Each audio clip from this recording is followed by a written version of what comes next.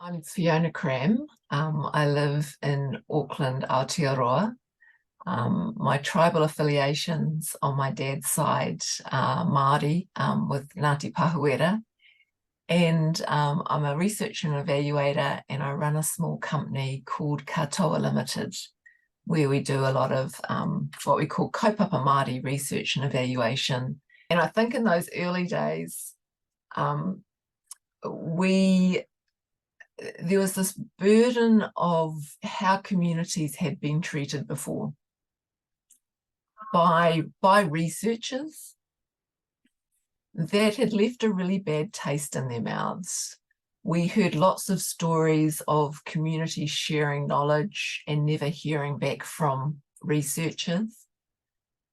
We heard stories of when communities heard back about research findings, they were not painted in a good light at all. They were seen as people with lots of deficits, lots of problems that were personal rather than structural. And so when we went into community and said, you know, my favorite line, we're here to evaluate, or we're the evaluators, we would sit with people who were like this, really not pleased to see us, angry, and thinking that we were there to misrepresent them.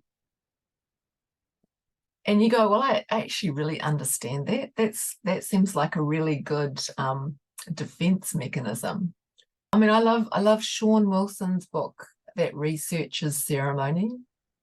And I think if we said that evaluation is ceremony, it might make people pause more before they enter an Indigenous community. Because they'd go, what ceremony? How do I know this ceremony? Who do I need to take in order to? And then going, well, you know, those are really good questions. And I think we have a saying here, which is part of the community practices, which goes, te tero, Fokoromo, kōrero. And effectively what is it saying is, first look. And I think look means really see people. Be there with them and see them. And Fokoromo is listen. Listen and learn to hear. I mean, I love really listen and hear people. Attune your sight and your ear to people's reality. And then sometime later, you might talk. But it's that first space it's where, when you go somewhere and you don't know the ceremony, you don't speak, you look and you listen, and someone invariably will guide you.